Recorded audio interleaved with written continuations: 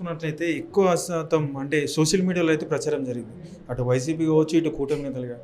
ఎవరు ఎఫెక్టివ్‌గా సోషల్ మీడియాలో ముందుకెళ్ళినట్టు మీరు గమనించారు? సోషల్ మీడియా వరకు చూసుకుంటే కొంచెం కూటమికే బలం ఉందండి. ల్యాండ్ టైటిలింగ్ యాక్ట్ గురించి వైసీపీ ఎక్కువ అంటే టీడీపీ ప్రజలకు ఎక్కువ తీసుకెళ్ళిందని ఏమన్నా మీకు ఎక్కడైనా అనిపించిందా? ఖచ్చితంగా బలంగా తీసుకెళ్ళింది. దాంట్లో ఎంతో కొంత సక్సెస్ అయింది. తీసుకెళ్ళి ఓన్లీ రైట్ ఆర్ రాంగ్ అని పక్కన పెడదాం మనం. తీసుకెళ్ళిన అంశం మీద ఎవరు ఎక్కువ బలంగా తీసుకెళ్ళారంటే అది కూటమి బాగా తీసుకెళ్ళింది. వీళ్ళు టైం తీసుకున్నారు దాన్ని డిఫెండ్ చేసుకున్నారు. అంతలోపల ప్రజల్లోకి అది స్ట్రాంగ్గా వెళ్ళిపోయింది. ఓకే. సార్ మీరైతే సర్వే చేశారు. శాంపిల్స్ ఎన్ని తీసుకున్నారో? ఏ విధంగా అంటే దీనికి శాస్త్రీయత ఏంటి? చాలామంది ప్రశ్నిస్తున్నారు. ఎందుకంటే కేకే సంస్థ ప్రకటించింది. కానీ చాలామంది ఏందంటే అది కేకే సంస్థ ఏదో చెప్పింది ఇంత డ్రాస్టిక్ అంటే డిఫరెన్స్ ఉంటుందా 2 పార్టీల మధ్య? కూటమికి వస్తే ఒకవేళ 10 సీట్స్ తేడాతోనే ఎవరైనా గవర్నమెంట్ ఏర్పాటు చేయొచ్చని చెప్పారు. కానీ మీరు మాత్రం ఖచ్చితంగా చెప్పారు. అది నిజమైంది.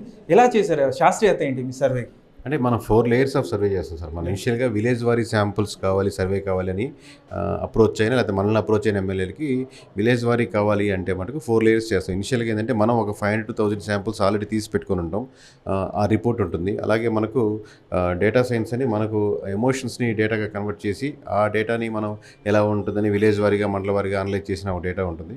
అలాగే మనకి ఇస్తున్నటువంటి స్లీపర్ సెల్స్ ఇన్ఫర్మేషన్ ప్రతి విలేజ్ నుంచి ఎలా ఉంటుందని మారుతుందా లేదని అక్కడ మనకు ఇంతకుముందు సర్వే చేస్తున్నప్పుడు మనకు పరిచయం అయ్యి మనతో కనెక్ట్ అయ్యి మనకు ఇస్తున్నటువంటి ఒక ఇన్ఫర్మేషన్. ఇది కాకుండా మనం ఈ 3 లేయర్స్తో పాటు కంప్లీట్గా ఒక చిన్న కంపెనీకి ఏదైనా అవుట్ సోర్సింగ్ జిల్లాల వారీగా ఒక్కొక్క కంపెనీకి ఇవ్వడం జరుగుతుంది.